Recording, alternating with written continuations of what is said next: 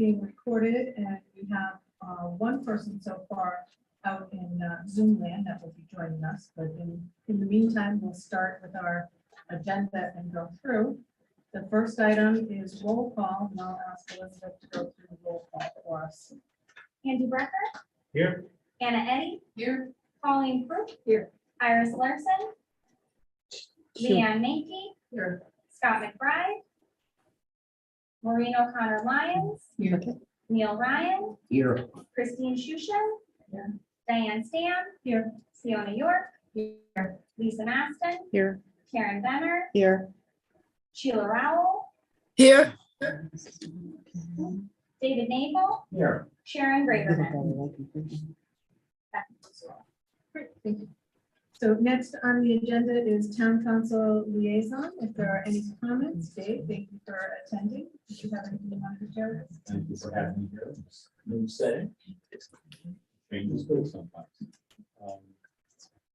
Nothing specific about the library, except I'm so happy to have Lisa and some for the last council meeting. You know, you're invited to give a new presentation. I'm delighted that you did. As I said at that time, I was glad that it's a thorough and clear one, because then I didn't have to. And you enlightened a great many people who said so in public, then, but also behind the scenes, so that they're more aware of what the library does and how important it is that it continue, and that council be there to help thank you in whatever ways it can to changes and that. That's it, unless anybody has questions about it. Anyone have questions today? Thank you. I thought I was there as well, and I thought Lisa did an excellent job of letting folks know what was going on. And I think even most people can assume what's going on, but all of the added interaction with the schools and some of the things getting being put together for English as a second language was very exciting to hear. And I think the town council members received the information very well. Did any of them take a dive and say you're going to take Diane up on your invitation to come over and take a walk through? That's it. I could always, I do see them on occasion. So during public participation, I did, I'm sure you're all shocked and amazed, I did raise my hand and speak during the public participation. And I talked a little bit about what we're doing with LDS, and I also encouraged folks to come and get a backroom tour. The backroom tour, the underground tour, just to once again see what's going on and what's happening here. So I invited each and every one of our council members to become cheerleader for our renovation. Any other questions there? Public participation is next, and I don't see anybody online. No? Okay. And there's no general public in the room, so we'll move right on to the next, which would be the secretary's report. Unfortunately, Iris is not able to attend tonight. There is no official secretary's report, but we can move into approval of the minutes. Questions? Corrections on the minutes for last month? I'm just gonna leave my, because I was not at the meeting. You know? I so moved that the special minutes is submitted. If you want to, thank you, Anna. We need to be good about the money. All those in favor of the approval of the minutes is written? Aye. Any opposed? And we have two abstain, motion carries. Thank you. So next up is the review of annual activities and committee assignments. Our annual activities got pretty scarce over the last couple of years with COVID and what have you. So I would truly like to start planning, getting ready for having the annual events come up again. It's going to take a little bit of work to find folks that we want to come out and coordinate to schedule some things. I'd like to see a staff appreciation dinner if the staff is to go out and the board to somehow recognize all the work that they've done over these past couple of years. Used to do that on an every other year basis, and we've skipped a few years. So what's nice, not only to recognize the staff for all the work that they've done, but it's also nice to be able to have the board members and staff members interact, other than at a reference desk or someplace else. So, I don't think, I used to joke and say that I only knew the staff if they were the late night staff, because I would come to the library, late at night. So if you work the 10 to 3 shift, I wouldn't know you if I ran across from the supermarket. Maybe they were happy with that, but I felt that I needed to know more people. So we want to look for folks for the hangout events. We want to consider doing something for staff appreciation again. Maybe in the springtime. We tend not to like to plan to be gathering for winter. Unless we're looking for a snowstorm, then we can do that. What else is on our October list here? The House Committee will be doing a walkthrough. Right now, I've reached out to the library to try to identify some times where the walkthroughs would happen. For newer members, that's a day that, or a morning, where we walk through the whole library. And the House Committee traditionally participates in that, but I think everybody is interested, so I open it up to the whole board, even though it's technically a House Committee meeting. So we usually start in the library before it's open, go through the public floors, and then do a little bit of the behind the scenes for ourselves. So that's usually the October, November timeframe. Again, we try to get that scheduled earlier in the year so we can set up our list of to-do items and hopefully avoid storms. That's the question here. You mentioned hangout. Hangout is not listed here. For business or business. So when I get to committees, I'll. Well, no one sent any agenda items. I didn't get anything, so. Okay. So part of our problem is that we are in the midst of turnover. We've had some folks resign. And we are missing some chairs. So I would like to ask folks to, once again, I'm going to ask folks to go through and select on this printout areas that you're interested in, rank them if you would. And if you are interested at all in being a chair, I would appreciate it. For those that are newer, there is an explanation of what's there. That will set me back a little bit, but I'll tell you that everyone pretty much said, I'll do what I did last year. So that's nice. We're a little bit smaller. We might need a little bit more, a few more folks to step up in the meantime to take some chair positions. So I would just ask folks to go ahead and take one and resubmit it.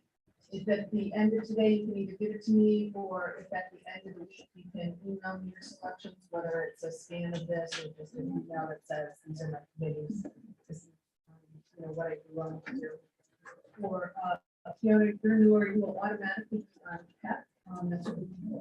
Folks, Scott and Brad will also be on the PEP committee as a person. The chair for PEP and for communications has resigned, so we're looking for folks to help chair some of those committees. And maybe what we'll be looking at is some co-chairs, maybe some more veteran members with some newer members to go through that end. So in November, I expect to be sending out the committee reports. For the time being, we are certainly in the committees that were in last time. PEP is usually the committee that not only sets the policies for the library, but they are also responsible for interviewing folks who are interested in joining. We do have some openings for the corporate side. The town positions usually they apply to their town, Democrats or Republicans to join, and then those town committees are the ones that go through and screen the folks who are interested in joining. So we have some Republican openings and some corporate openings, but that would be something else that that would be responsible for. Spouses. That we try to set up. Yes. Anna and I had a little offline conversation. I will coach your email. Can I ask a question about that? Yes. I'll go back and I can read minutes from previous years. Was there any other material that would be helpful to kind of know historically what the committee has done on a larger scale or? So a lot of the things the committee has done is put together, one of the things is they worked on the handbook, if you will, the trustee handbook, the centers. They worked through how to write policies, like what do we keep in our collection, how do we make a decision to keep, we worked out Wi-Fi policy in the library when people come. So a lot of that is to give us an official framework. In dealing with the public and dealing with the staff, or what happens, come up with questions, what happens, and how do we deal with it, what makes sense. We try to have those policies and stuff in place before rather than after something happens, so that we do. There's a lot of things in the news right now about books, pro and con, different books and what's in there. So what would happen if somebody came to the library and said, I don't like this book? Well, we have a policy for that. And the PEP team, along with the library staff, everyone's gonna help with that. Okay, thank you. Diane, Yes, as far as the committees, the 5K race, officially every board member is a member of that committee. yes. So I'll check off that as, well, third choice, second choice, gotta check it off. A member, but That's right. I list this third choice, but I couldn't fit any. Did you capture? Wonderful. Thank you very much. You were gonna get a phone call from me. So I appreciate the volunteering. Thanks, Lauren. Yes. April, I'd like to find out who else is interested in being the liaison to the Friends. In the perfect world, we have 3 or 4 and that they meet year round, so that means either 3 or 4 meetings, we do have a rotating schedule. Jill and I. Yeah, I listed myself as a. I'm just wondering if anybody we lost. So I've done it before and I'm certainly happy to go that rotation. Okay.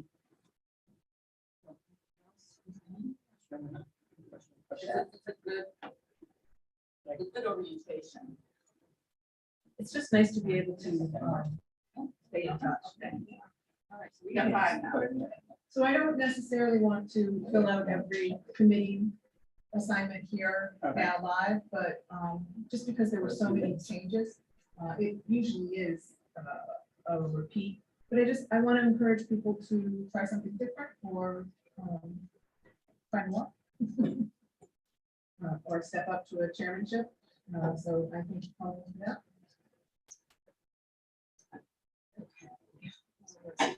Committee assignments. So I think we're good with. Diane, I have one question regarding what happened with the nominations of officers at the last meeting? So at the annual meeting, Yeah. the slate that ran was the existing slate and they were voted in, nobody else put in names, nobody else asked to be the officer. So that, it's fine. It's just the minutes don't reflect that. Said the ballots were distributed, but never indicated the result of part of the annual meeting. Yeah, right. Do I have the annual? No, you don't have to say. Oh, okay. Well, I hadn't seen it. All right, thank you. So the slate is the same. Sorry, Good. I forget that there were some that weren't able to attend with the change in date. Again, I don't know if you bring this up now, but we mentioned the Friends. The Friends meeting this Wednesday. They already met. And that's. Right, that's because we have We're off. the October holiday. Right, that's right, yes. Yes. That's why we're off, because you're right, usually we're.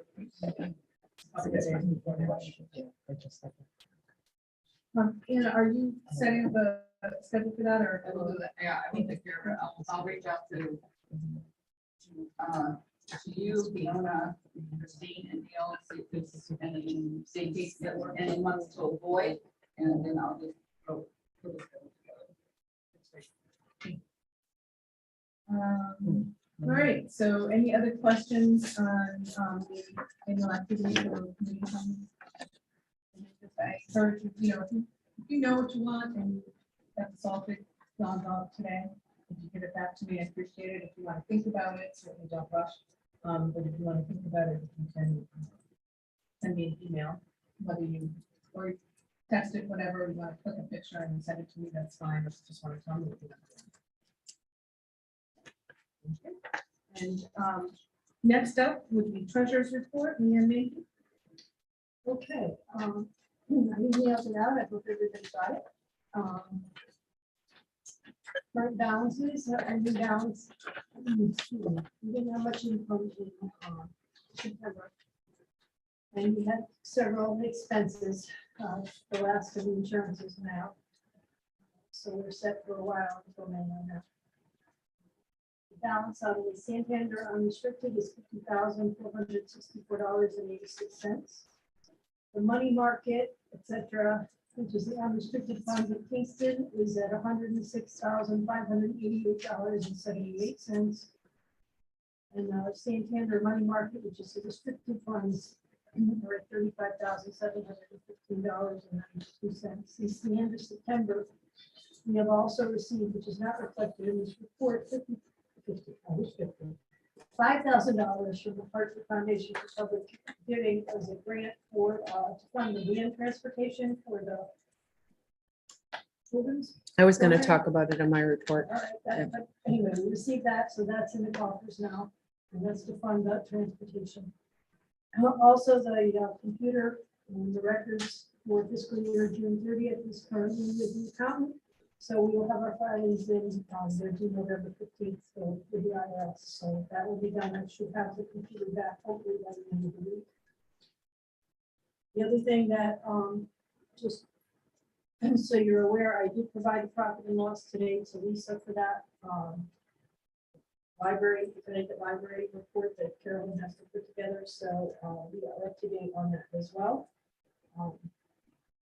Recap on that, we had a very unique year because we had two, we had a very good year, but that's because we had two races in the fiscal year, as well as we had several larger memorial donations and requests to the library.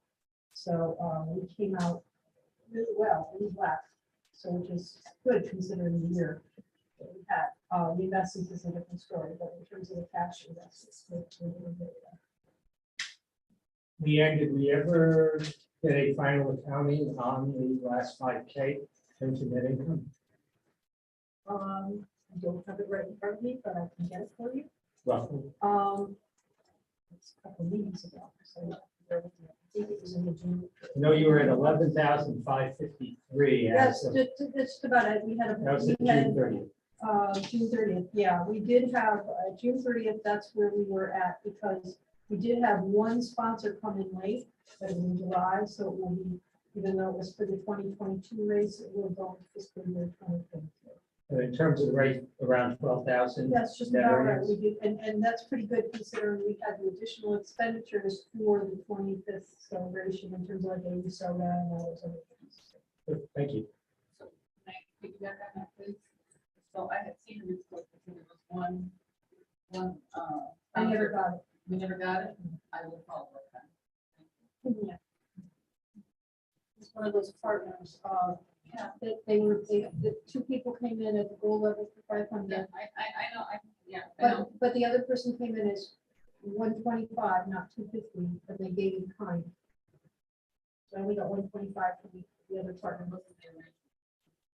Just so. I was taking money wherever they wanted to give it to me, but. Yeah, never did that. Other than that, the restricted funds are down, but I'll let Neil talk about that, the breakdown. I did prepare breakdowns of the various restricted reports for June 30th and September 30th. May have been provided to the various people, the executive board, Lisa and Karen, and people on the desk. So we're going to sit down and meet and talk about some of those fund usages. We've been getting better about utilizing things where they should be. So if you're interested in that, you should mark off in here.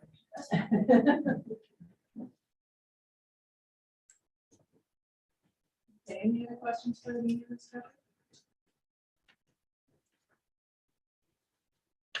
Next up is the library director's report, Lisa Master. Hello, everyone. So I guess one big thing is November 13th will be open Sundays again for 25 Sundays. It's going to be 1 to 4 p.m. So the 13th is our first Sunday opening. Karen will be working that day. So come in and say hi. Some people found out they're very, very happy. There you go. We are going to have around the next day, they're going to start doing repairs inside the building from those 2 leaks that we had in June.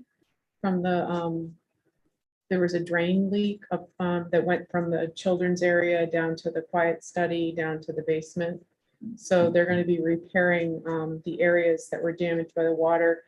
Part of that is going to be the skylight. So that's going to be like probably the most disruptive. They have to bring in scaffolding so they can go up, and it's going to take a few days to set up, and then it's about a 2-week project, they think, to paint and clean it all up, because they're not sure if they're going to have to replace some of the walls, the sheetrock or whatever. So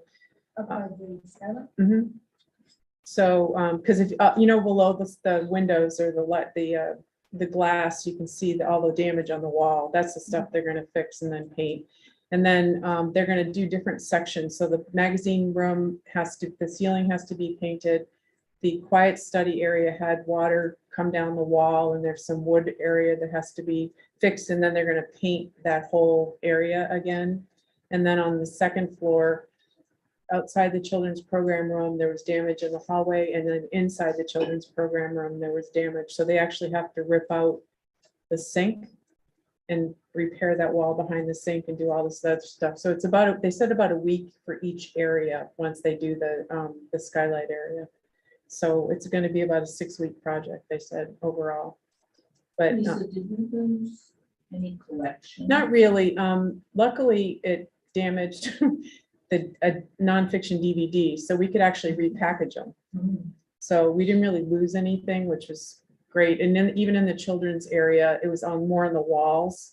So that was good that way. So that's going to be happening starting around the 14th of November, we think. And they also repaired a slab on the handicap sidewalk last week. There was a really bad area, and they just ripped the whole block out and put a new block in. So that was good.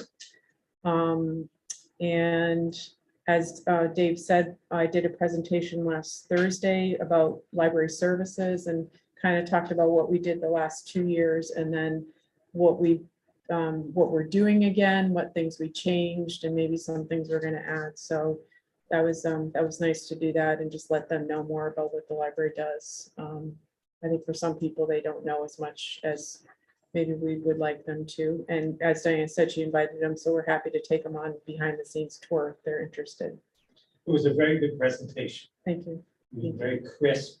You were really well prepared, and it was entertaining for me while I was washing the dishes. Okay, I'm glad to hear that. Yes. It could be that too, but I saw a lot. Yeah, I was glad it was over too. And as Leanne said, the Harper Foundation for Public Giving, it's their Newington Greater Together Community Fund. We just received a $5,000 grant for, we've been doing this program. We were doing it, I forget how many years, it was a lot of years, at least 15, if not a lot more, where the schools bus in preschool children to come to the library, and we do a program for them. We also show them some of the materials, and then we put together bags that the daycares or preschools can check out, bring back to their facility. Well, we lost funding for that probably 2 years ago, I guess. So this grant will fund it for 3 years. And then in addition, we're going to be adding, and I forget what it's Playaway, but it's not what they're called. They're all inclusive. They look like an iPad, and they have all these different subjects, and they're geared towards preschoolers to help them learn letters, numbers, but you just have to charge it. You don't have to plug it in. You don't have to update it. And so we're going to check some out to the daycares as well, so they can bring them back and let the kids use them for a week. But we're also going to have a circulating collection for the library, and that's part of the grant money too. So, but we're happy to be able to do that again. It's interesting, there are not as many preschools as there used to be. Well, because they're in schools now more too. And the private ones, I should say, not as many of those, but we're going to work with them again, start up a rotating schedule. Usually they came about one, each school or each preschool about every 5 or 6 weeks, they'd come to the library. And depending on the size of the preschool, we would do 1 or 2 programs for them. And the kids would, be bussed in. So, and part of it is to get them ready for kindergarten where they have to take a bus maybe. Teach them how to sit on a bus, come into the library, kind of behave themselves as they're going up the stairs. And then they had a program, and then they could touch and play with books and stuff while they're here. And then we pack up some books for the teachers and send them on their way. So we're happy to be able to do that again. So is it the public elementary school preschool programs, or is it daycare centers? as well? Both. It's really more, it's probably more the private ones, I would say, because they can't get here as easily. At least the public ones have the transportation. The private ones, most of them don't, where they could bring like that many kids They at have the once. rest of some buses probably. Yeah, and most of them have vans, but they don't have a van that's going to be able to bus maybe the size of a preschool class. So that's what we're working on to do that. And also our staff is going back into the classes. We're back to that outreach schedule, and we're bringing classrooms back into the library as well. We've had kindergarten visits already, and we're starting the different elementary school grades. And we just had, as I mentioned in the presentation, we just had an ESL class from high school. The teacher wanted to bring his students here to show them the library. We got them cards, and we're also going to develop a collection that is an ESL collection, but we're going to try to gear it more towards an older, like a teenager, rather than, it's going to be really basic, but maybe not the really juvenile subject matter, so that they feel more included, I guess. Those are hard books to find. They are very hard books to I find. don't have that problem. Yeah, and we're also looking for, if you know of any online resources that we can recommend to them as well. We'd like to do that. And these iPads, they do have some that are geared towards ESL students. So we want to get some in addition to what the children's department is getting, we want to get more of those as well, that they can circulate, maybe circulate into the class at least, so he could use them as a resource. So, and I think that's about it. That's all I have really to say. In ESL is English as a second language. Yes, and they call it something else now. It's, he's calling it multiple learning language. Yeah, Multiple learning language. Yeah. Some of them class. might speak more than one language. It's not just necessarily, Multiple languages. English might not. be Right, their and second yes, language, that's might what be he's their calling it third. instead of ESL. Yeah. Yeah, they're not using ESL when he was talking about it. But it was nice to have that connection and to actually bring them in, to bring the students in. So that was good. And we took them on a tour of the teen department, and then upstairs where the more middle school, just kind of showed them around as what we had. So, and that's it. But that's good. Sometimes you're not comfortable asking questions if you haven't been there before. Right. We were nice to them. So hopefully they'll come back. Any questions for Lisa? Okay, thank you, Lisa. Again, excellent job. Next up would be Karen Benner, our Assistant Library Director. Karen? Hello, everybody. We are hiring a few subs. We are down a couple of library substitutes in the circulation department and one in reference. So we're in the process of interviewing, and we're probably going to try to hire 2 for circulation and 1 for reference. So they're much needed, especially with the being open Sundays and weekends and evening hours. We are down. So we'll keep you posted about that. To kind of piggyback on what Lisa was saying about the visits and the library cards, I think I mentioned last time about the fact that we were issuing library cards to Anna Reynolds, and that all of the other schools have kind of, jumped on board here. So I actually have some sitting on my desk now. The circulation staff is really doing a good job turning them around quickly. I know one of the 3rd grade teachers reached out to our head of children's and has a list of books that his students would like pulled for him. And to that visit that you were talking about, it was really fun. If you can kind of picture, there were, I think, 31 students in here and high school students. And it was something. I mean, there was a lot of activity. The teacher was, trying to at least make sure everybody got one book. And, there were kids who we had the cards issued, but because they're EL or English language or second language, we had things that we weren't sure about, spelling of their name, their address, things that you couldn't quite decipher on the application. So it was it was fun. We had lines here, and as Lisa said, a bunch of staff. There were probably about 6 people who are kind of dealing with the group. So just kind of coming off of the pandemic and just seeing that kind of activity here was cool. And I don't know that we ever had that group in here. So that was fun. And then we received class laptops, training laptops.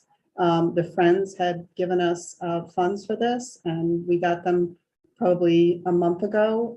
We're planning on doing some training for the public with the Microsoft Office suite. So we're going to start those back. I can't remember the last time we did those, but it was probably maybe at least 5 or 6 years ago, because we had very old laptops and, it just wasn't conducive to doing this. So we're excited about that. The children's area has put some toys out. So if you haven't had a chance to go up there, take a look up there. What else is out there? There's a box sitting in the back room that just came in, something new's about to go out. So I don't know, I forgot what it is, but they have one play table out. They want to put the Lego table out, and then Bailey just purchased something else. So that will be, parents will be happy about that, and Yeah. children especially will be. And then the children's staff, as you said, they're doing outreach. They're working on book talks for grades 1 through 6. And then the last thing is this lovely owl system that We're still it's not figuring quite out. working properly tonight, but we're going to master it. So we're happy to be in this room with you all and not have to kind of go over and try to figure everything out over there. So we're live on CPTV? We're No, we're No, live on on Or YouTube. NC, sorry, YouTube. YouTube. YouTube? Yeah. So Yeah. we're live on YouTube only, or YouTube and? No, the towns, whatever the town's YouTube. Yeah, station, they're yeah. I think the challenge that we're having is that we could test this in regular Zoom mode, but we're in webinar mode and it's different. So that's where there's some glitches Yeah. tonight. So next time we won't have any, just saying, but right now And we do. also, I just want to make the comment that what you see there is not what the public is seeing. So it's, we usually have that second monitor and we can kind of see what the public is seeing, but that's really not, it's not an easy thing to do, to try to grab your monitor off your desk. And yes, Anna. That's okay. You spent a lot of time telling us what the children's department was doing. Could you refresh my memory and tell me how many staff are in that children's department? Because it sounds like, like half the library staff is up there. So we have 3 full-time and 2 19-hour-a-week, And then substitute. and then substitutes. And yes, they 5 people and they can do all of that. That's outstanding. and that's it. I'm sorry. Oh, and I'll add one thing. We're getting new copiers and a new public printer tomorrow. They're replacing, ours are 12 plus years old. And so we're replacing everything tomorrow. So it should be nice. Any other questions for Karen? No? I just wanted to bring up a point in a children's staff who does a great job with children. You don't really have teen staff. We have a half a team position. We have a half a team position funded. So for budget process and stuff, they could these are things that we need to look into. And I think our hours are shorter now than they used to be. They're an hour, we close an hour earlier than we did before. Again, my earlier comment from the beginning, I noticed that. And I know a lot of that is due to staffing and people coming in the door. and- Ask a question about the teen librarian, the part-time, are they doing after school hours or weekend or a mix? They do a I'm assuming they're mix. not here really during the day because the kids aren't really here. No, they are, because are. the position, she does both. She does morning all day or evening, and then she works on a Saturday Oh, she's sometimes. doing programming. Yeah, and the programming, the children's department has been helping with that, or we've gotten some student volunteers or other staff people actually have from different departments have helped her with programming, especially this summer. She kicks up the programming more. After school programming is tough during the school year. You know, it's really hit or miss on whether that they'll come. But I mean, I think the challenge is that we know that the schools want us to come into the schools more, and they are going to reach out to us more. And the older middle school age and then the teenagers, and not having that full-time position, it hurts. And that, you know, and so that's that probably of the two positions is the one we're feeling the most as far as the teen services. We're trying to explain, yes, I know that's not the initials on the but in terms of trying to get more books and things like that, that also puts pressure on that position too, because they would be involved in choosing. Yes.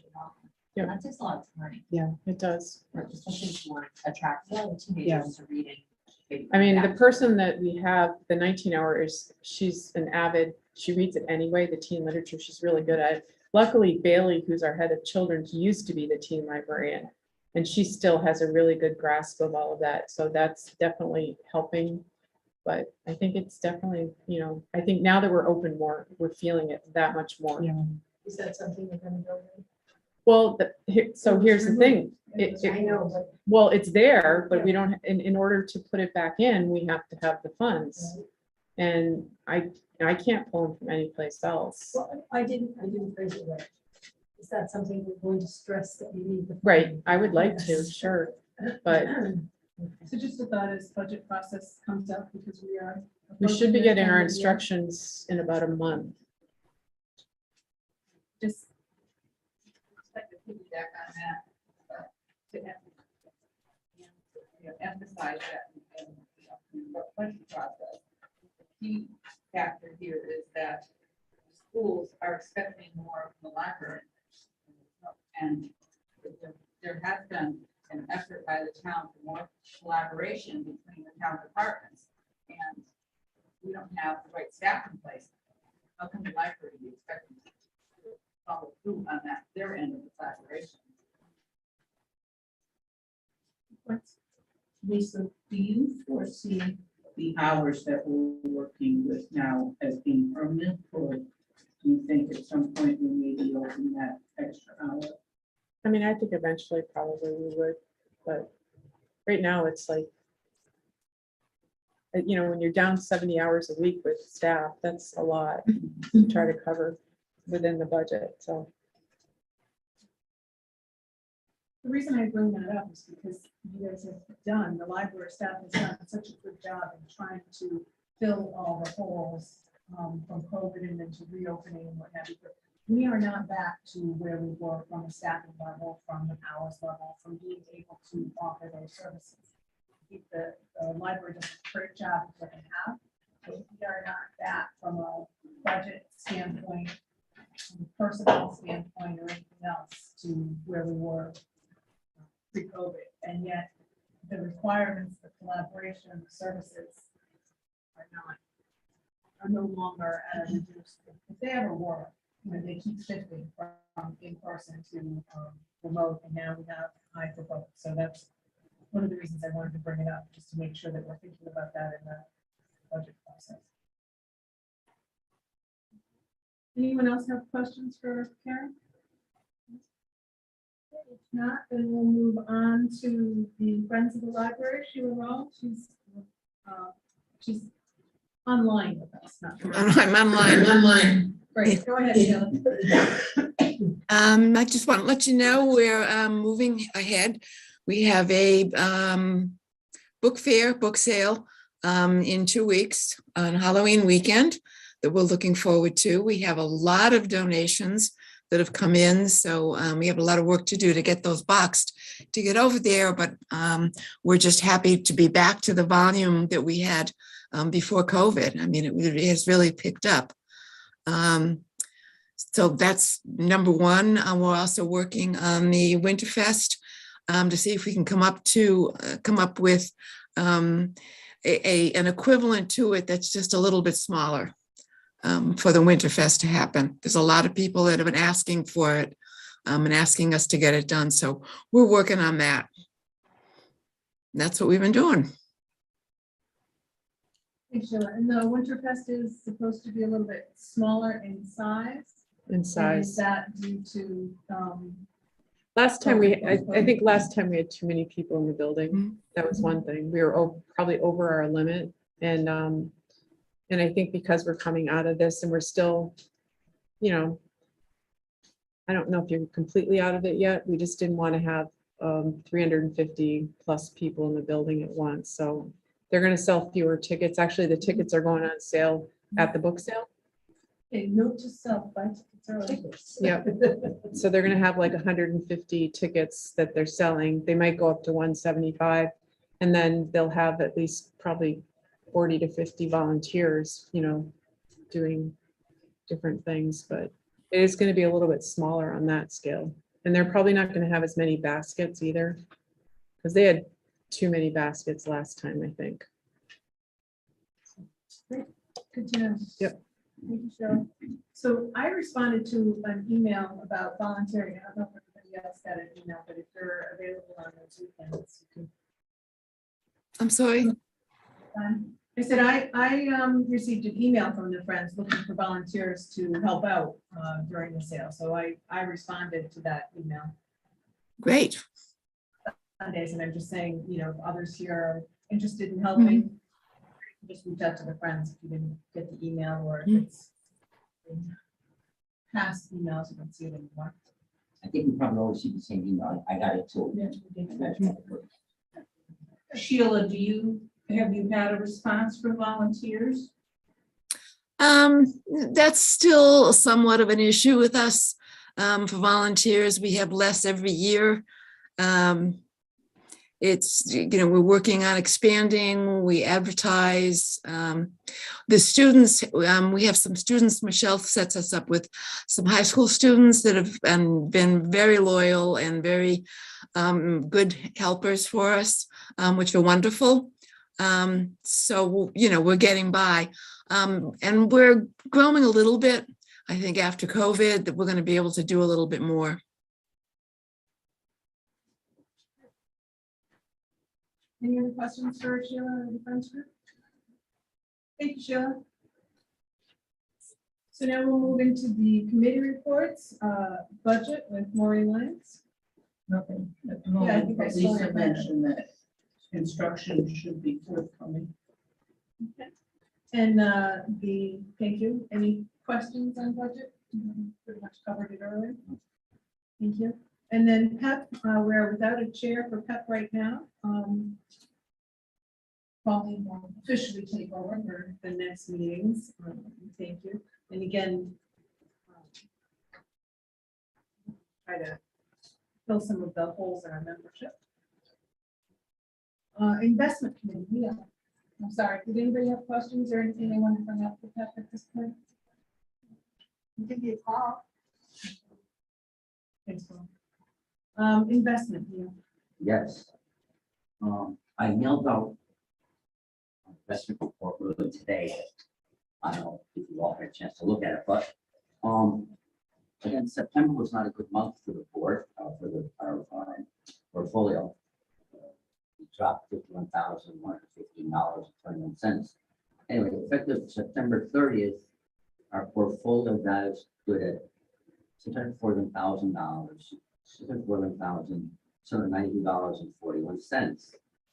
And like, so we're down for the year. We began the year at $807,626. She's had a down year. But the thing is, everyone's had a down year. Ray Dalio, they have Bridgewater Associates hedge fund. Which is the wealthiest man in Connecticut. He's had a down year. He's lost money. So, I mean, it's not just us. Everyone's down. You look at the market, everything. Today was a good day, but I don't isolate a good day like a cat bounce, you know. Leaf rally or what, I don't know. Well, today was a good day, but yeah, I'm more interested to see what kind of follow-up you have to big days. Like I say, everyone's being hit. I can talk about it board. Like I say, right down. Warren Buffett. And like we said, we're in this for the long haul. Market's not going away. Long term, it's going to rise, it's going to come back. You know that. Everyone knows that. And that's where we're at right now. Thanks, Does anyone have specific questions? I will say that I've been talking to Dean because of the accountant Sure. aspect of it, the filing. We'd like to have a meeting. It was very reassuring in the sense of course, basically what you just said. But our investments are not geared for whether we're retiring in 10 years. They're geared for growth for the library. So the funds we're in are solid. It's not like we're in any crazy investments. Yeah, there's no reason to change what our money is invested in the funds. It's down. It's down.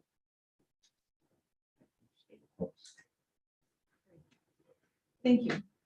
Any other questions? No? Next is House Committee with Diane Stamp. Lisa did a nice job of going through what's happened recently with some of the leaks and the process to go ahead and get those repaired. I mentioned earlier when we were talking about activities that we are looking for some dates to do that walkthrough for the House Committee. And that's when we not only look behind the scenes, but we kind of develop our plan for what's needed to be repaired, fixed, or improved as we move forward. So we'll have more information on that after the walkthrough. It is for the House Committee, but we'll open it up to everyone.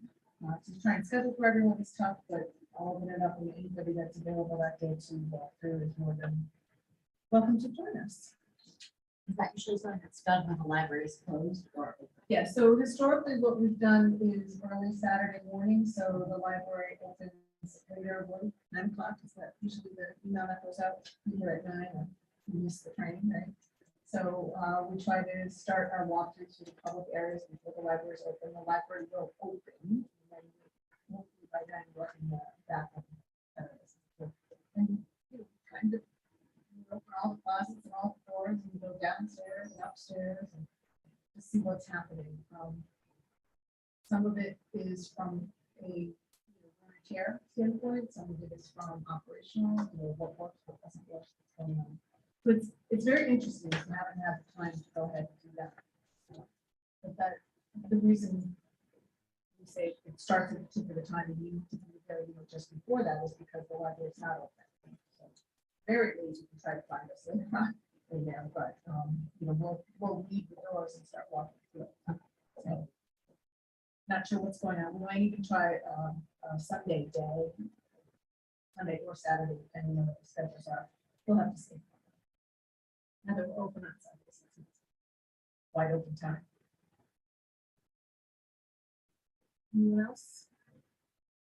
Question? We'll move on to facility and site with Maureen Lawrence. You all seen the latest revisions from Leslie.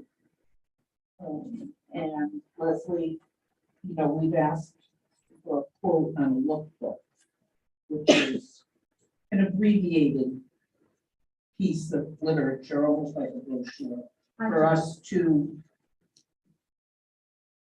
hand out to people, for us to help in our advocacy.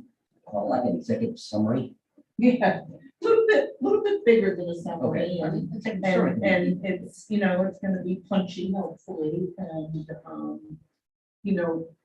some of us, Andy and myself, Karen and Leanne, attended that presentation narrative. And one of the things that the board member who spoke stressed was that you really have to get out there and be in front of people's faces constantly. You know, he said it very eloquently, but pretty much what he was saying was make a real pain of yourself. And this is the American Library. It was American Library renovation. We had a presentation with the construction people were there, the architect, the awarded, one of the trustees actually was the MC, a state representative, state library representative was there, and the acting director of the Meriden Library. And I thought it was interesting. I mean, we certainly have continuity here. She was the 5th director to be involved in this renovation. What did she said she had been in the job for 3 months? 3 months. Wow. Yeah. But there were 5 directors since this whole thing started. they had some personnel issues. Well, somebody must So have how many retired. years? 5 directors? 5 directors. 3 years, 3 years. Wow. Yeah. including Mary, who was, Well, she was. She's consulting. Acting, yeah. about- she did for 4 months. So. I And think Marion was there, Marion Amadeo. that was the library that had co-directors for many, many years. And yeah, they had 2 co-directors. Even with all that change, what I found very interesting, you would think that with such a personnel shakeup, that may have put a monkey wrench into the project going forward.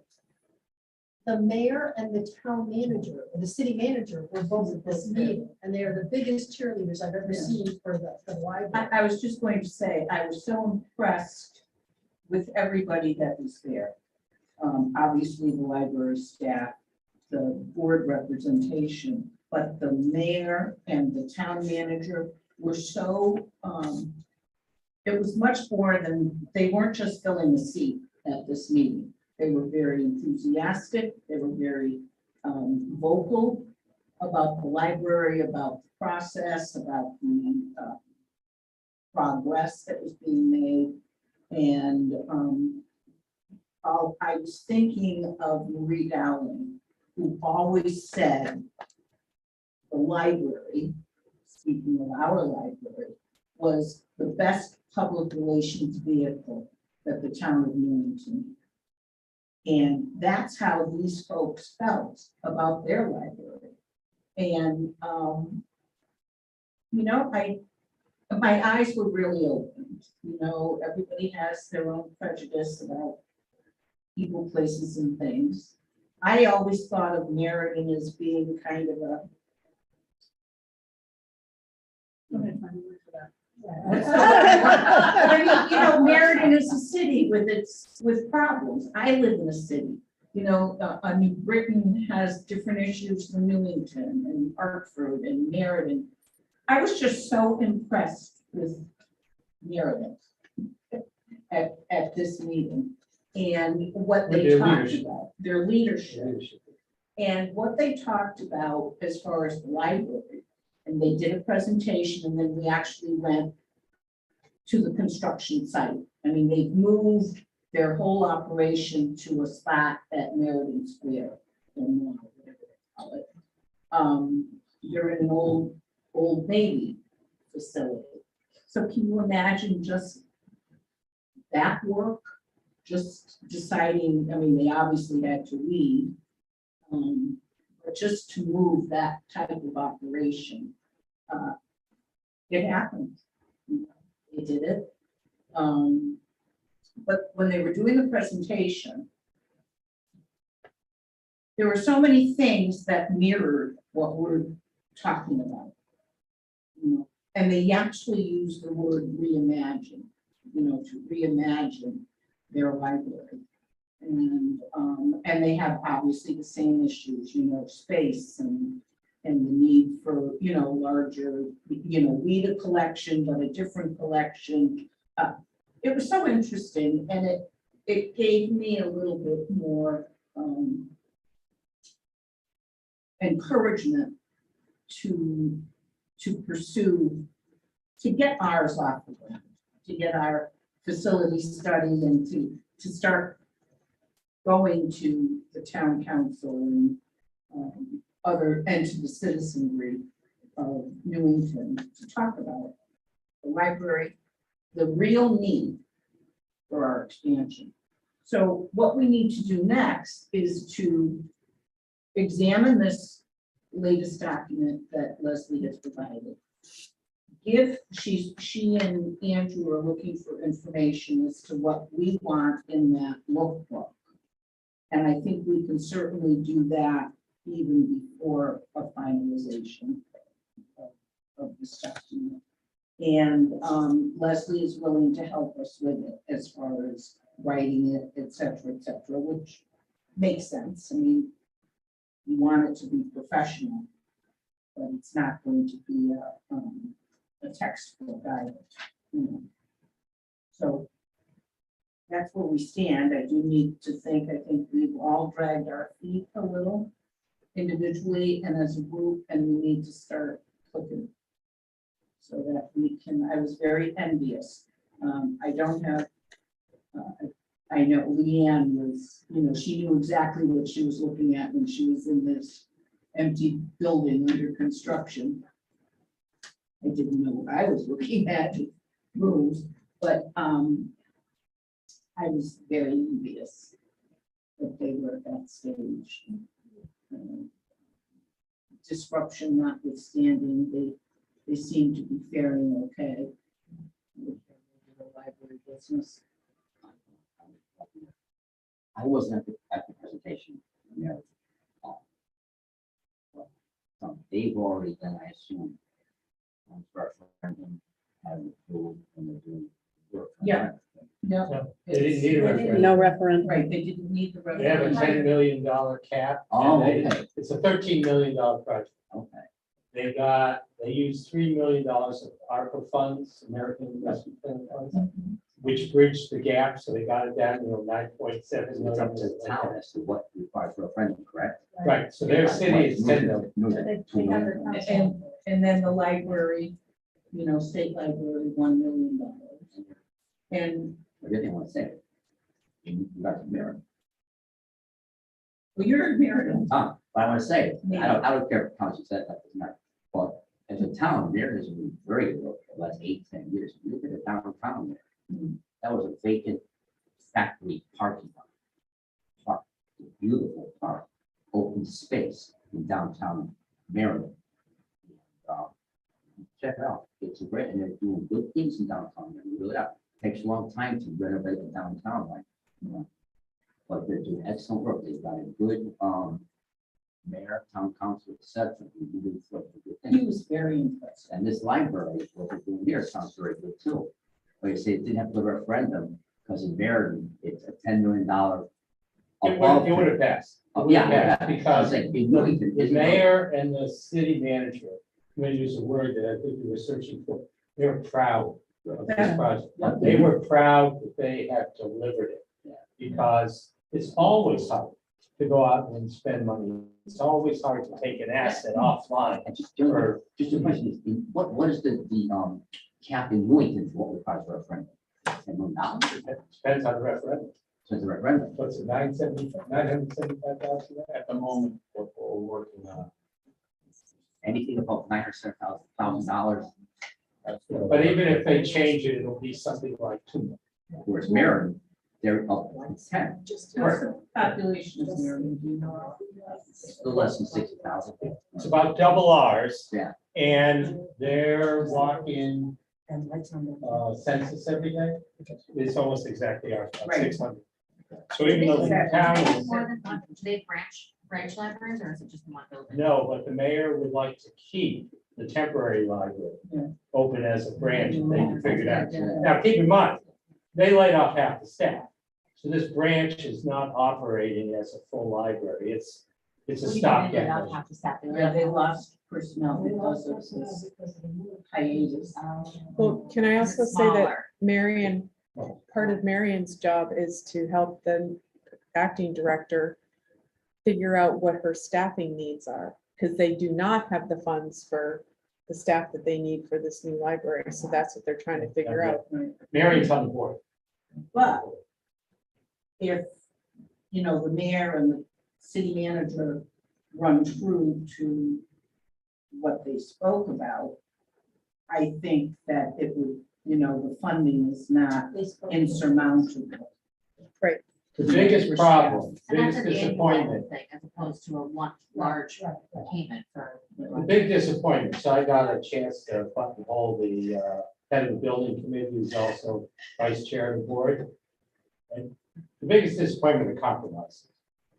So they are taking a rectangular building and they emptied it and they're building the walls differently, reapportioning the spaces, but all of the imaginative new ideas. Okay. And even things like they're gonna have a digital media lab. No.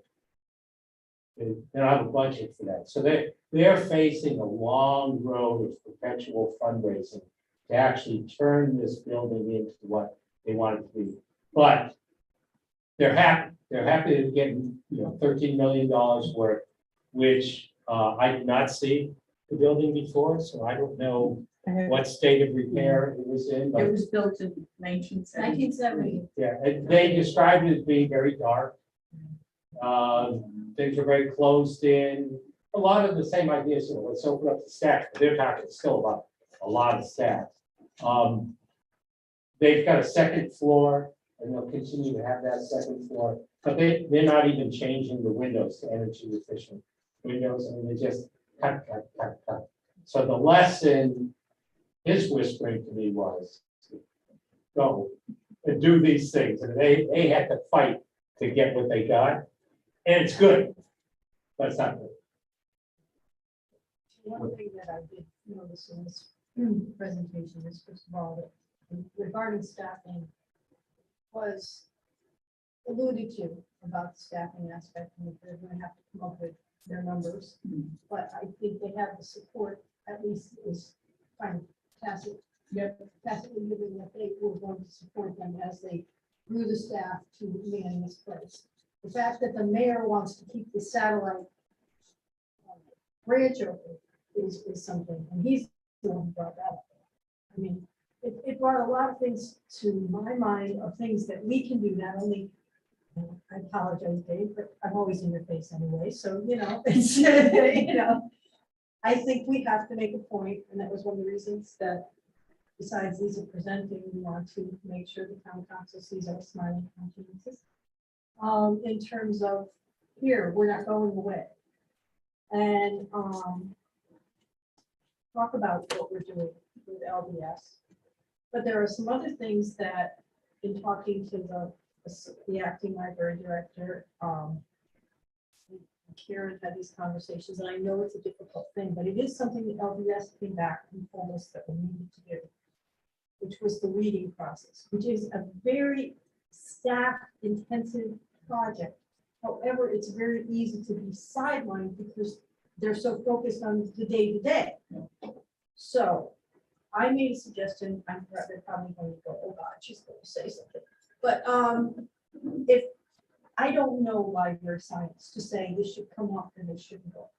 If we could have people who do know, generate that list, and you give it to me, I can pull it off the shelf and put it on, and then the people who know their business can review it, because that's going to be one of our more difficult tasks.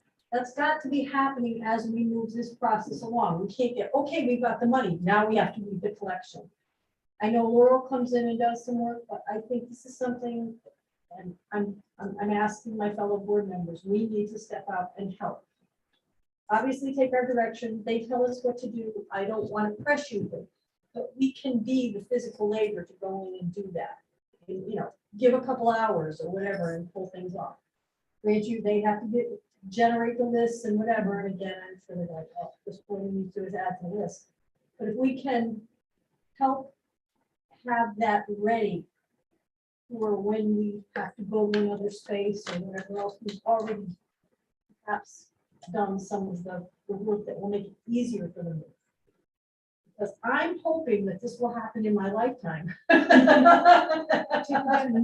That's right.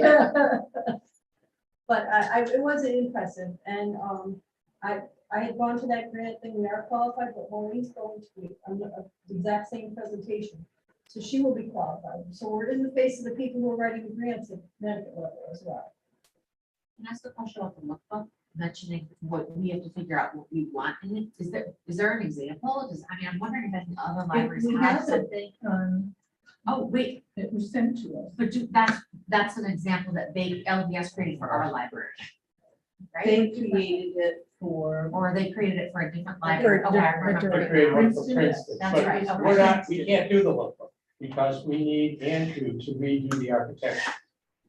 So when he redoes the architecturals to match the latest But version they said they of, want us to, right, then we'll have the visuals. The lookbook is a picture. right, yeah. We don't have the picture. But also, in there could be like some exciting statistics of some kind, like projection. Have you ever seen statistics that are exciting? So. Yes, Okay. like one number. I tell my students this all the time, like if you're doing a research project, you have like one huge, one number that's like astounding. That could be, that people remember I was that. just teasing. No, I know, but you don't want to overwhelm those numbers, but like if you had like one number that was astounding sometimes. I think one of the biggest things in doing this that impressed me was that picture of the reimagining. We got that report and we saw that it wasn't just more brick going out in what is now a parking lot. Right? It's like, hey, this is the new look. I think we need something like that in the front. Whether, and we know that it's not going to be 100% accurate. That quick lookbook is not going to be our real plan. No, It's going to be what it's something that we can present to the public as imagine this Something is that- what is happening. We're gonna have a picture of Andy on the roof. Oh, at the telescope. But, With a big number, but I think that's important, right? Photoshopping. with So we- exciting number. So we need to address a little bit of what's going on with the architecture, but all of us as representatives need to make sure that we don't hand them this book. And they This is say- what it is. I see 7 window panes here and there's only 6. What happened, right? We don't, I'm being, I'm exaggerating the point. But what we're getting across is this is what it could be. It could look like this. We could have these things. This is what our research is showing us. This is what we need. Do we have every measurement? You're not gonna have every measurement in that quick book. So I think it's important that we have that because it gets the conversation. And I think I saw Christine's face when she first opened it, and I think it looks just like Michael's. Wow. That to me is exciting. So that's what we want. We want that first picture to be exciting. We want, if there's, a statistic or two that you can put up there that's Or exciting. that maybe I draws don't mean people in, statistics, maybe I mean like numbers, like a fast, certain number, we're gonna have a certain number of like, I don't know, I'm like, do you know what I mean? Like, Absolutely. numbers, not statistics. Maybe that's the right. You So- want to convey a message Yeah. through a combination remember, of small- of small words and things, pictures, yeah. but the beauty of the lookbook is that you try to speak through pictures, that people get the image, and then they see a few complimentary words that go with it. But it's dominated by the images. Sure, sure, yeah. Right, because what you're trying to do is get their attention and get them on board without giving them a 500-page document. for what's And happening. I think for that, it might be interesting. I wonder if LDS, like if there's a digital component as well as a printout Yes. version, Oh, so, sure. because the digital component can be a lot Principally- more dynamic. We have like Principally digital, moving, principally digital, so you can put it on Instagram and Twitter Right. and Facebook. Yeah, so people can see it right, in all the different social media platforms that they might use.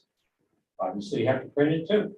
So, But again, they stress that, it's like constant, really to be the face of the town folk. They also, the board member talked about the building committee. And the building committee actually, and I wasn't quite sure if this was their schedule, pre-construction or, but they meet once a week. And they I really. think you would. turn the bill out. You would, Makes sense. and, we have a new building committee structure.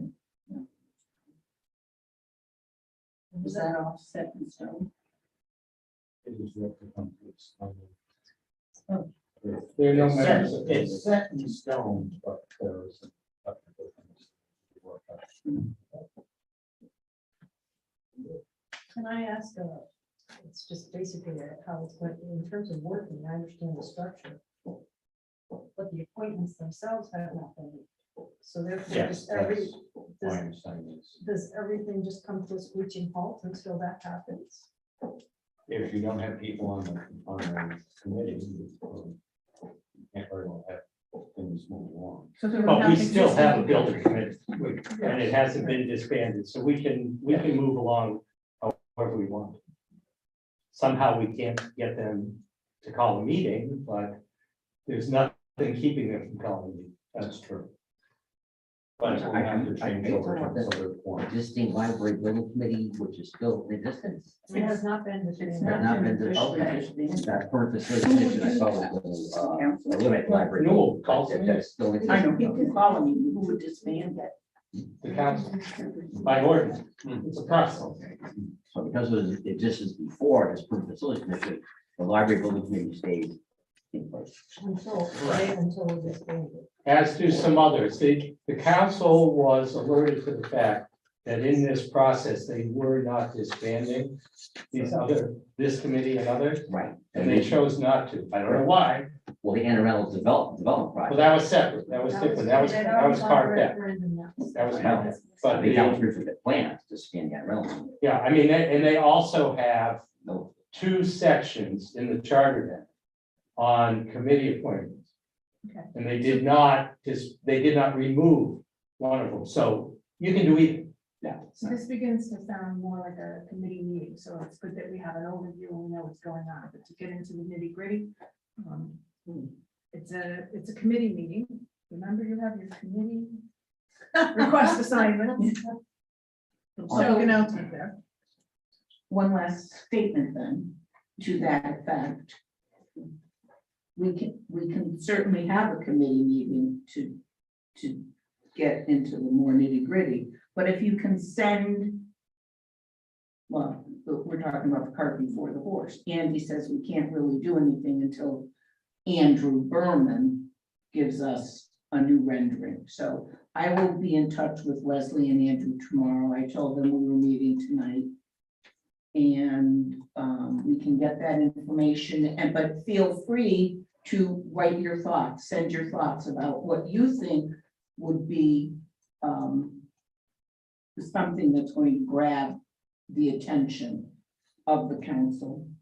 I mean, I looked at the scope. It's very impressive. I couldn't make recommendations, suggestions, or anything like that. I just, there's nothing in it that describes the cost of what the proposed.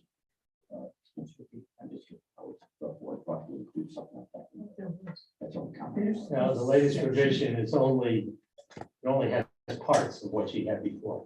The parts that are missing. I don't know. So again, I think everybody is interested in facility and site. I like to see, just like when we do the House Committee walkthrough, that the full board participates in facility and site. So every time we get a rendition or renovation, I look for everybody's feedback at that time. When Maureen calls a facility and site meeting, I've asked her, and I've reminded her maybe, to open it up to the board, because I think everybody here, whether you're officially on that committee or not, has a vested interest in this and has great ideas to go through that. And the object would be to knock this out in the committee meetings, not in the board meetings. Okay? Thank you. I want to encourage the ideas and thought process that goes through, but I don't want to have a facility meeting inside the. I think you mentioned even correspondence that this is probably more like to have its own facility committee meeting on its own rather than a library board. Yeah, the last meeting, facility meeting we had, there were more than just facility. That was on committee August. people. Right. Yeah. So I just want to encourage people, whether you are officially on that committee or not, to fully participate in ideas and reading of the materials and sharing as that goes through and attending the meetings that are advertised. Okay. So any specific questions at this time for facility insight? No? Okay. Thank you. I do have one question. Is there a date that you want feedback on the latest revision of the study? As soon as No? Is possible. there, Thought we were gonna have a is there meeting. a date? Well, we'll have a meeting, but you can still send information. We'll have to. Be all ready. Maybe by the end of October, you want everything, that gives us 2 weeks. That way you at least have your. Yeah, input. meeting. No, but I'm saying in terms of feedback. Yep, that would be good, but a meeting October. Already the 17th, right?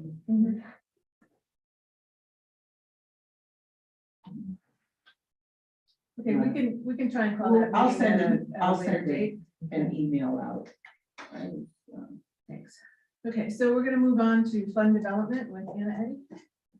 Thanks, Diane. Yeah, so fund development, back in, part of the process of fund development is to promote the Legacy Society. And one of the things that we started doing, we're into our second year of including inserts, a flyer insert in the footnotes twice a year.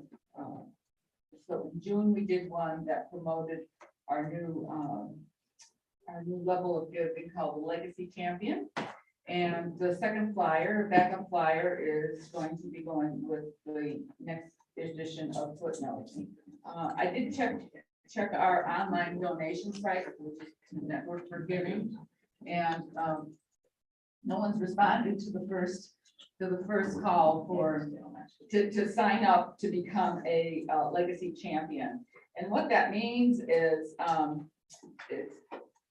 becoming a Legacy Champion is going online and signing up to be a monthly recurring donor.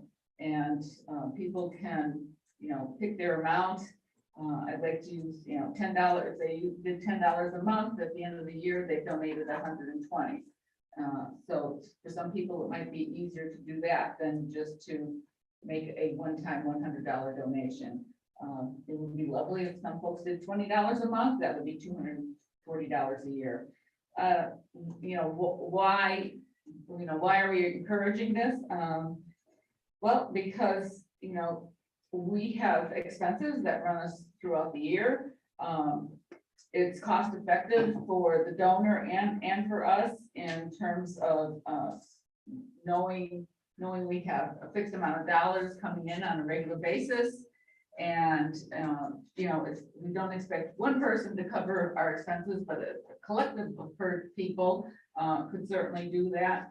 A monthly donor can have a long-term impact on how we maintain a planned long-term approach to sustaining the library here. And it will help us make decisions for the continued growth and development of library services and our expanded facility. It's not just about, people think libraries, they think books, but here, we know just from Lisa's report earlier that it's also about information and education and cultural enrichment for the citizens of Newington.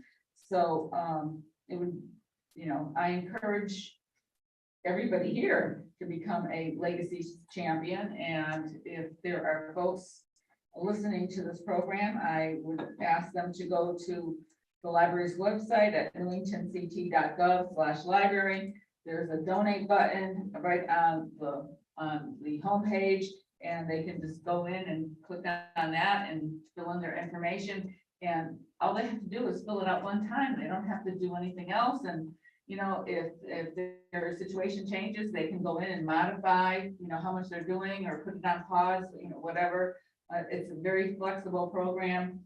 And, I'm saying Network for Giving, but it's run in partnership with GuideStar. And if you're familiar with GuideStar, they're the people that review nonprofit organizations and rate them. And say whether they're a good organization or not, and, we're part of that.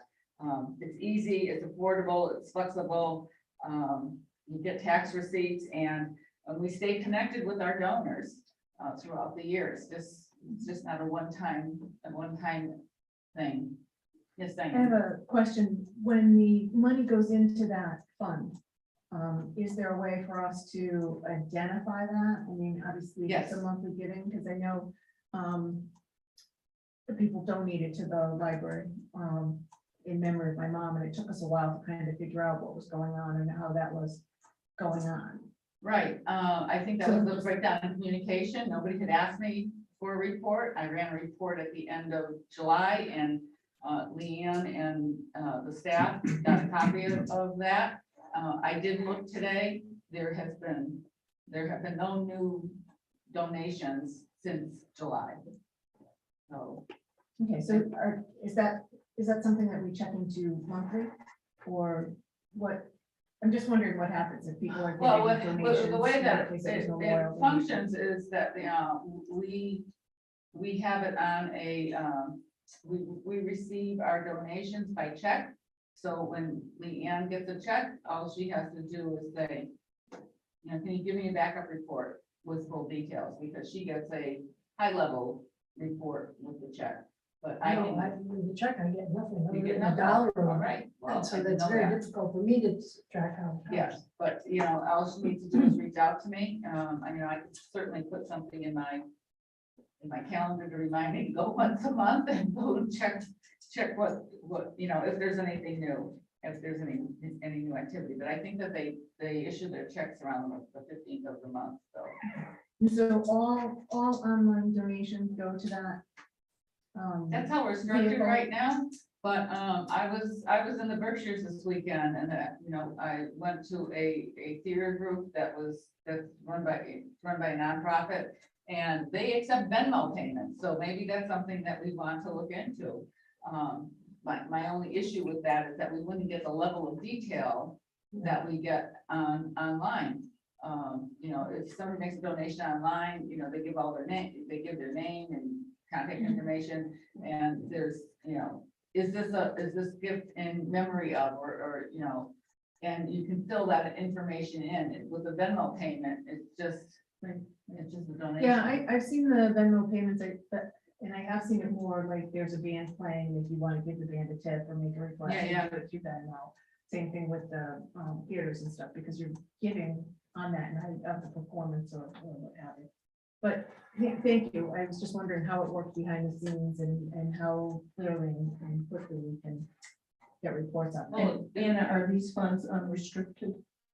These donations? Well, that's how I've been depositing Yeah. them. Yeah, unless people put something in the comment field that say this is specific, for a, So they're usually memorial donations or the recurring donation that I was talking But about. we don't see that. We don't see that, so it comes in and goes unrestricted, so that's where the problem came into play. Right. Excuse me, my allergies, I lose my voice, I'm not sick. that report cleared up for you, Lisa. Yeah, I'm just saying, when we initially get the check just gives you nothing. So we Yeah. don't see that, You don't like, know that when we give it to actually goes- Leanne, we have no idea. So maybe the process is when the check comes in, if you're the first point of contact with the check, somebody picks up the phone and calls. Yeah, me and Carol, says, we can ask Carolyn to do that. you She's the know, one you that run a handles it. report. Because we're, up until this point, until this problem we were encountering, I'm just putting it in Network for Good as a donation, treating it much like we have, like the people who have paid money coming out at Aetna and you get a check from Aetna, that kind of thing. It just dumps into unrestricted funds. If it is a memorial, that is a restricted account. That's an entirely different process. So I need to know about it. It's a different process? Well, it's a different account. It's different funds. I have to move it into where I track it. I will deposit it into the checking account, So but how I track it is it's different. just memorial with no restriction on it. I'm Right. not saying Yeah. it's an existing fund. It might be that we get a memorial donation that is, they aren't telling you where they want the money to go. Then Right. it's considered unrestricted Right, as far as how you can use And it. when people do things like remove flowers, whatever, Right. I would not think that's memorial, but it's not. But what happens though, Diane, is sometimes families will tell you how they want that money used. Okay. Then it's restricted. Then it, if they have a So program or that books. tracking is key for us to. be able Right, to- which we do at that point, We but I do. think what Anna's point is when we get the checks from now on, we could just email Anna that we received a check for X amount of dollars And we and need to break we out. need a And is report. there a distinction between the sustaining, the champion fund, which is I a would consider sustaining? I would consider that in kind of our unrestricted. That'd be report. part of unrestricted. I mean, that's on the flyer that it's coming in as unrestricted. It's to, to sustain the And for- long-term goals of the For library. newer people, we always want money that's unrestricted as opposed to a particular fund, because then we can move it where it's needed. Well, I know in the early days of fund development, people kept using the term endowment. But we got away from that because an endowment, there's a whole legal complicated Like a thing around it, so, early on, we realized that was Okay. not what we were Well, looking you don't for. set not certain- spend an endowment. You typically. only- It's you only- just- it's a you only- maintenance fund that you can Yeah. draw from sometimes, Yes. but you don't draw from it regularly. Yeah, so you have the principal and you have interest, so you can tap the interest, but you don't tap the principal Right. on an endowment. If So- somebody wants to endow us with $5 million, We'll we'll take take it. it. We'll take it. I know when to do it. But not for 500. Right, Yeah. right. Yeah, and Okay, it does, thank you for that clarification. I appreciate it. So I'm glad we opened the Pandora's box on Network for Good, and we'll see how the future process goes, and hopefully it will run smoother. The other thing I wanted to note, not that this is just because I'm giving my report, the dining partner program is up for renewal for 2023. Michelle, I'm working with Michelle. We've gotten into gear already because she's working on the Winterfest program. So we're like a month ahead of what we were doing last year, and we've got 40 restaurants that need to be renewed, and we've only heard from 2 so far. So we've got our work cut out for us. Yeah, that's that from fund development.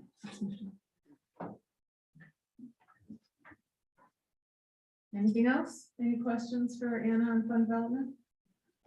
Okay, nominations, that'll be easy, Maureen. No report, this is the time of year. And then communications committee, that is a committee that we're looking for a chair with, and as you can hear, it's, communications will be very important for us. It's always important, but it'll definitely be important to work with everyone moving forward, so. Appreciate anybody stepping up to that role. So that's your open chair at this point. Pauline has graciously Accepted that, accepted that. my open chair with the communications.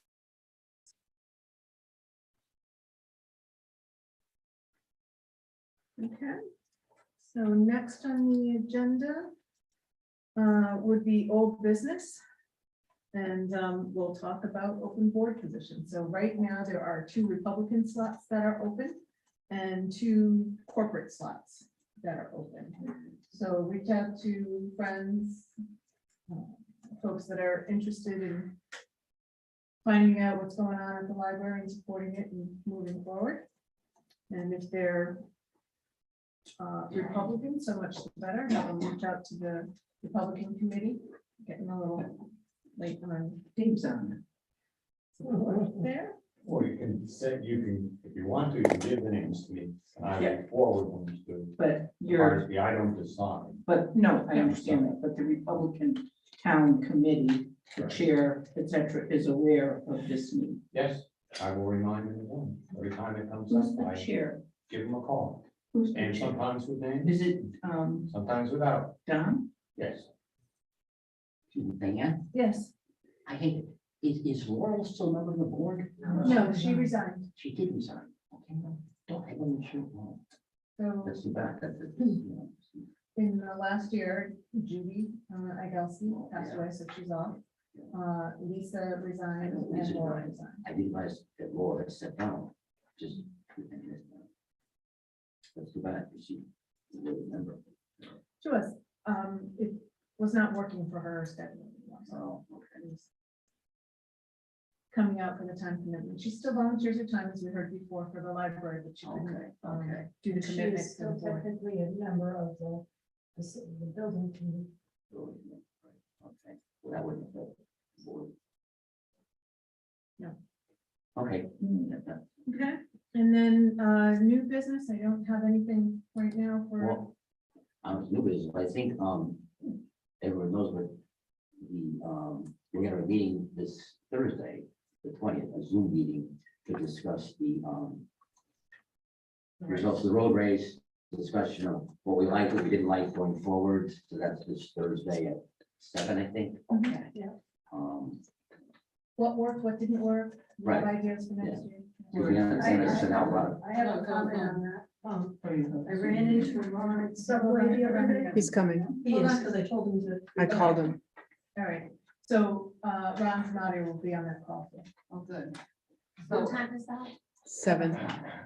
so this is- Karen's got the, we'll send a Zoom link out tomorrow. to It's everyone. gonna be done via Zoom. Mhm. Okay, strictly Zoom. I also have some information. No, we're doing it Zoom because it's just because it's not a technically a Doesn't have to committee be meeting. broadcast, right? So it doesn't have to be recorded. No, it's not a board meeting, so. it Yeah, doesn't- and we just thought it would be easier for people. I do want to share one thing for you. I have a CERT meeting in the beginning of November. We did not have an October meeting. As you know, Megan, my daughter was the chair of, was the department manager, emergency management director. She's left employee of the town. They had to come up with a different configuration, and the fire marshal, DJ, is now the emergency management coordinator. He was not able to make the October meeting. We met in September. I want you to be aware of something from the road race perspective, that CERT has become kind of everyone's go-to to man their various things, extravaganza and whatever. And as we all know, volunteerism is down. And it's spreading themselves way too thin, manning events versus doing things like flu clinics and shelter work and training and everything else. So what was determined in September is that they are not going to make themselves specifically available for community events, because they were getting pulled in on extravaganza, parking, that kind of thing, which also includes our road race. And they've been pretty involved in terms of being out on the road during the course of our road race.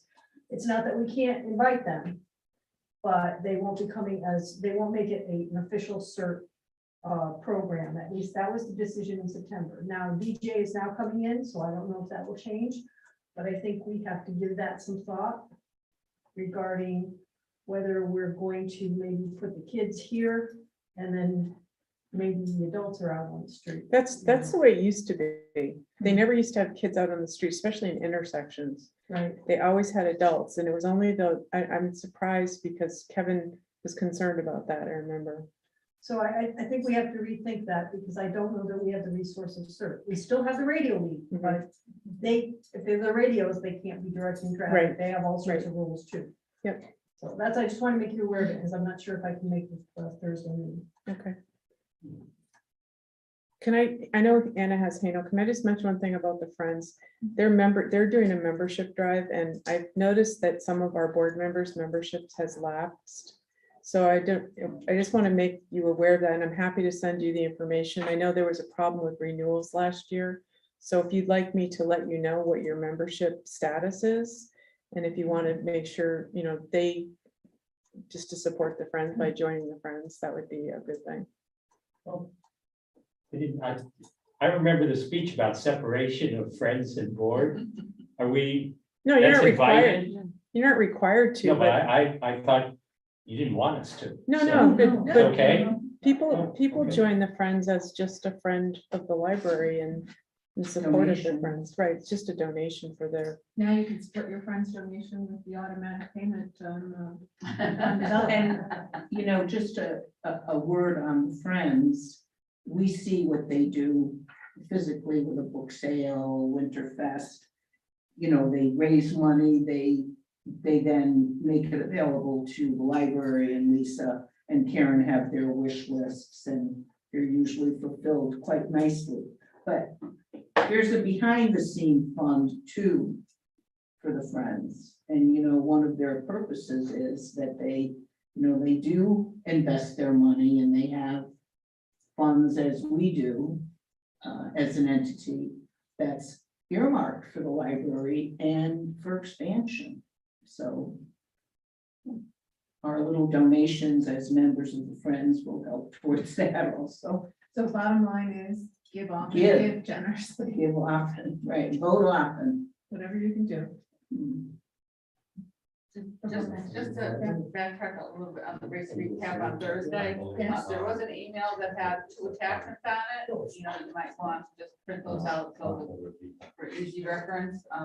Great. I mean, does anybody want me to resend that? No, find it. What, for the Friends? No, for the race recap. Oh. 2 documents. Oh, I just, I know we're involved with Fleet Feet on the race, but I'm not part of that, so I wanted to know exactly what it was. The reason I ask is my husband has become a recent customer at Fleet Feet, and since he has been, you're getting notices in the email of all the different races around. Okay, is that what goes out to their customer base as well? I thought it was just to runners. I have no idea, but let's save this for Thursday's conversation. Okay, I just thought it was interesting. Yeah. Anything else under new business? Ms. Hanel. Oh, we talked about Hanel. Okay, so Hanel. So Maureen and I just had a side meeting, and we are going to co-chair, and we did that ages ago. But prior to that conversation, I had a conversation with Karen, which I said we were going to do last month. And our initial consensus is that, to get us going again, it's going to take a couple of months, and probably wintertime is not the best time to restart Hano, so we're gonna look toward something in the spring. And we did have a performer that was already lined up back in March of 2020 when everything shut down. So between the 3 of us, we will look at that, and I saw somebody fabulous over the weekend.